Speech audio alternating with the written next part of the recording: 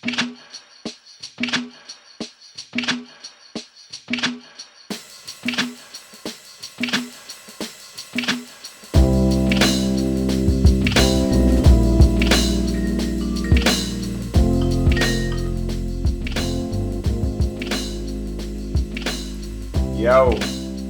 Yo, how's it going? Brother Josh in the house.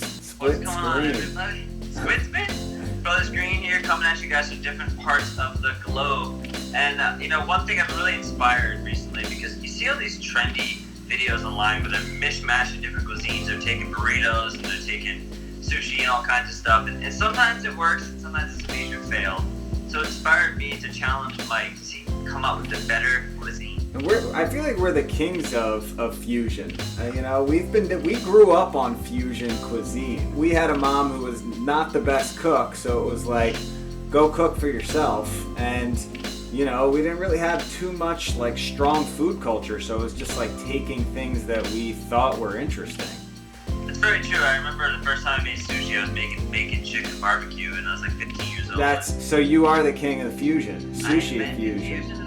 Yeah, so we wanted to challenge ourselves to figure out who is the actual brother king of fusion, and to try to create something brand new, to try to create a fusion of two cuisines that maybe has never existed before. But that makes sense. So this video is sponsored, and we're partnering up with Skype right now to show you guys different places, so it's a good way for us to stay connected. So we're going to show you guys these recipes and some cool new features, and here we go. And the best part about it is we are giving away a little prize. So you're gonna vote on who did it the best, who fused two cuisines the best, and that is like overall creativity. That's taste, even though you're not gonna all of the classic things that you would vote on when it comes to food. So just vote in who you think did it the best, and also you have to give us your best fusion attempt.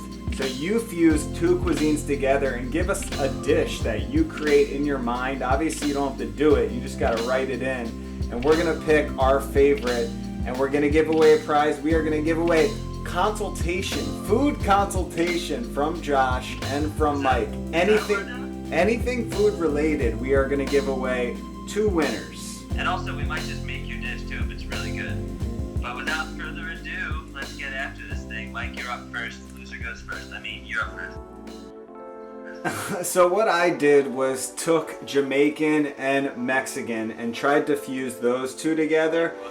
Because, I'm always doing Asian cuisine, so I wanted to steer clear of that and take two cuisines that I've cooked before, but I've never really seen them come together in the full capacity, so I'm going for it. So when it comes to Jamaican cuisine, Jamaican jerk chicken is like the king. That is the king marinade over there. And speaking of fusion, if you look at this marinade, if you look at all these ingredients in this one marinade, that is the ultimate fusion of cultures right there. Like, who knows how many cultures were an influence in this marinade. It's crazy. So what I did was I took the spices to make a spice mix for some jerk chicken, and then I took the fresh ingredients, more of the aromatics, and I created a salsa with these. So I split the jerk into 2. So let's talk about the salsa for this dish. I've got some onions, some garlic, some ginger, and some habaneros with the seeds out because I don't want to get blown away. But you need the habaneros when it comes to Jamaican, or Scotch bonnets work great. And I just drizzled those with some olive oil and a little bit of salt, and I threw them in an oven at 450 and just roasted the living hell out of those things. I took them out of the oven, added them to a food processor, added a little bit of lime juice, a few mint leaves. So I ground that up, but it was a little too thick, so I just added some olive oil and a little bit of water, and then got a really nice roasted salsa consistency. And that right there is your jerk salsa. Now for the jerk spice mix, I took all of those spices and I toasted them. So some allspice, some chili pepper, some black pepper, a little bit of cinnamon, just those classic Jamaican spices. Gave them a little toasty to bring out those flavors. And then I threw those in a food processor as well. Once those were ground up really nice, I actually broke my spice mixer, so I would have used that. But you know, you gotta do what you gotta do.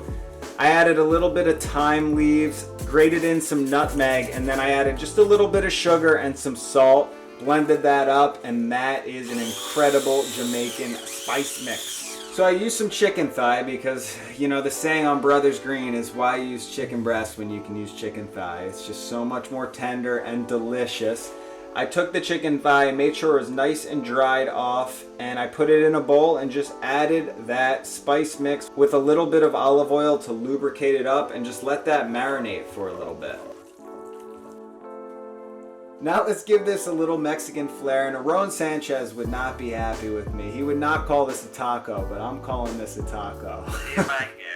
True story, if you looked at our Chopped episode, he was not happy with what I made and how I called it a taco. No, my friend, that is not a taco.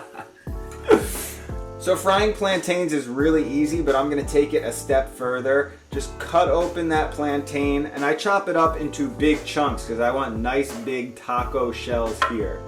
Oh, your plantain taco shell. Plantain, exactly. You know where I'm going now. I was getting ready after you finished the recipe to be like, you should have plantain taco shell.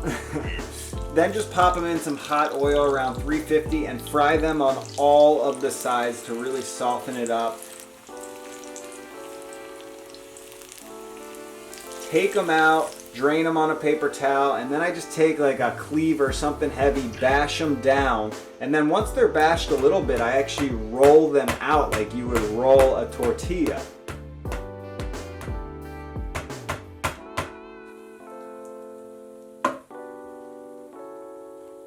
I use a little spatula because they're a little delicate at this point, so the spatula just to flip them over, continue rolling, and then pop those right back into the frying oil to give them that second crisp. And these things that was like one of the best things I've made in so long. And I know this is standard in a lot of cultures, just like a thinly fried plantain, but it's so good. The last little element, I wanted to make a little slaw on top. I like that freshness.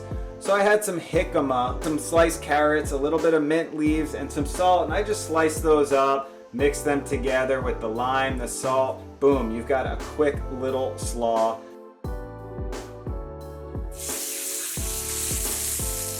My chicken has been marinating, so I just fried that up crispy on both sides, and that's some jerk spiced chicken right there. Incredible. So let's plate this up. You know how it goes. Start off with that plantaina taco shell. Then I went on with some of that jerk salsa, cubed up some chicken real nice, and topped it with that, and then hit it with just a tiny bit of that jicama slaw. That was one of the most delicious bites, and what I think is an original Jamaican Mexican fusion right there. At least it felt like that when I was making it. It felt original. I don't think anyone's ever seen something like that, but I could be wrong. Pretty awesome. I will definitely take that. But this next recipe, I'm legitimately scared. When you let Josh fuse things together, you give him permission, you challenge him. That's a scary thing. Weird. I'm going to send you a picture of the recipe because I kind of want you to follow along in this. Got it. Alright, gallery, got it, send it. Boom, so you should have my little recipe in your messaging area. Ah. Pretty cool, right? That looks like a pretty simple recipe. Cook noodles. That's all you got for me, Josh. So what I decided to do is take noodles and mix them up. One of my favorite things in the entire world, I mean, cuisines is Vietnamese food, but specifically pho, one of the best soups you could ever have. And I haven't really seen any fusions of it. Like, I've seen some sandwiches, burritos, but I wanted to see what would happen if I took Italian food, which is like one of the most accessible foods, and kind of pho-ified it. And one of the reasons I thought this would be cool is I wanted to focus on using Italian ingredients, but make it just like you would make pho. So that way, if you don't have access to like a lot of the ingredients that go into pho, you can just go to your market and make something fantastic. I knew you would do something like scary like that. Something where you're actually a little nervous to try. Nervous? I don't know. I mean, I'll tell you this. It was. Well, you just wait and see. You guys That's all I have to say right there. Mike's nervous. He just beat himself a little. I got some troubles. Let me just give you one more. I'm gonna give myself a... That's how I feel right now about your recipe. I'll tell you how I feel. I'm gonna tell you how I feel. Fantastic.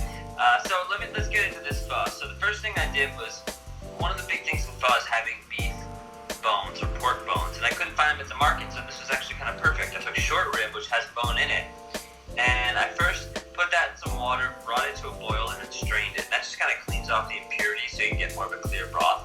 Then I cut the meat from the bones, so now I have the bones separate, which will flavor the stock. Into the oven at about 500 degrees, I took some garlic, onion, and a leek, and I just roasted it real high. Typically in pho, you're gonna like flame roast some ginger and stuff, so I'm using different aromatics that would be more in the Italian space.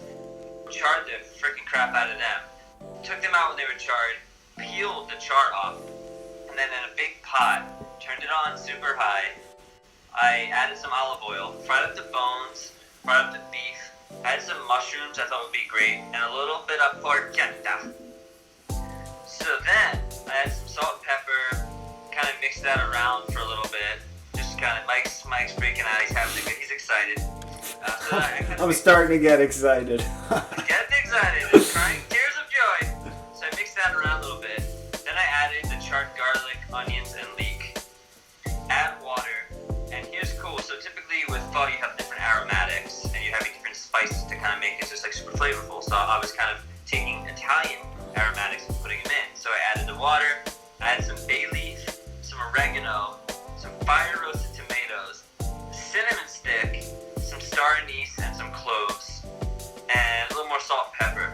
But then I'm just cooking this broth down. You want to cook it until the beef is tender. Short rib is like maybe the best beef ever. Just the flavor doesn't even make sense how good it is. So I'm just trying to make this super flavorful umami broth without using things like fish sauce and stuff that you might use in pho. So as that's cooking down, I made some meatballs, and I basically beat up one egg, add some ground pork, some ground beef, some parmigiano. I feel like that's such a classic go-to. I go for the taco, you go for the meatball. We're falling back on the safety stuff right but there. The soup ball is the important thing here. So what's cool is just kind of getting creative and real. What I was amazed about was just like there were so many similarities to the soup. You know, my goal was to try to fuse them in a way where it didn't just feel stupid, and I feel good about this. So I took the ground pork, the ground beef, with Parmesan, salt, pepper, oregano, mixed that up, and then I made some meatballs and just fried them in olive oil. Super simple.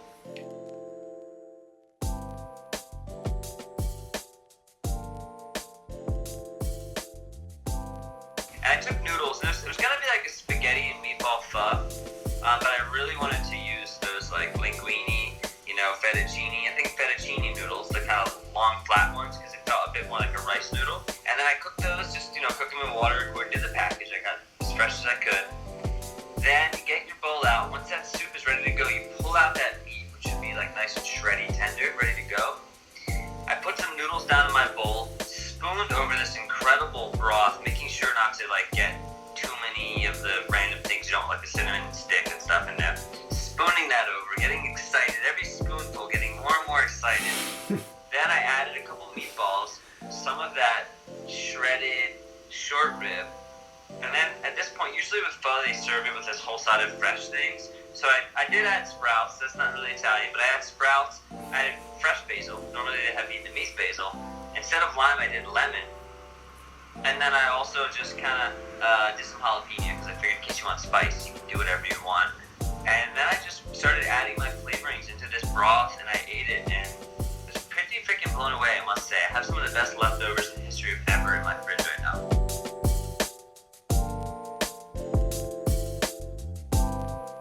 That's a classic Mike versus Josh right there. Like mine I feel like makes sense a little bit, where yours is just like I can't even imagine what that would taste like.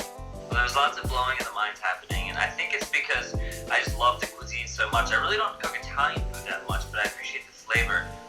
And it was extremely umami, very delicious. Like having the soup, the tomatoes, and the sweetness was really nice, because that kind of created a lot of umami with the mushrooms as well. I have been adding more tomatoes to like my ramens and stuff because you don't think about that ingredient, but I do like the like you said, that sort of depth of flavor it adds to a soup. Alright guys, that is the fusion create your own cuisine recipe. Please comment below who won, this guy or this guy. No, I don't think so, Josh or Mike. But also comment in what is a fusion recipe you'd like to see us make, and the winner is going to win a prize. Plus you might also see us make your recipe. We're only picking the crazy ones. So like you got to get creative if you want to win. Remember, we are giving away a private food consultation. Anything food related we will consult you on, and we're going to pick 2 winners. And thank you to Skype for making this all possible, this long distance relationship Josh and I now share, but we're making it work through the love of food. Hope you guys enjoyed. See you later. Actually, we have a little leftover inspiration from the highlights. One of the best parts about filming this video is actually getting to have all these crazy leftovers. I got my noodles, got all this broth, which is so good. I've been adding so many things into it. Like, look at this leftover. I got the noodles, the broth, I had some chicken, some veggies.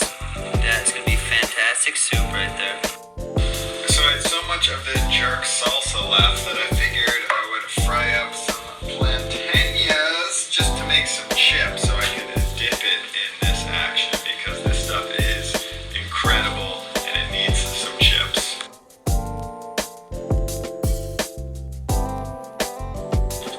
Look at these beauties. Into the jerk salsa.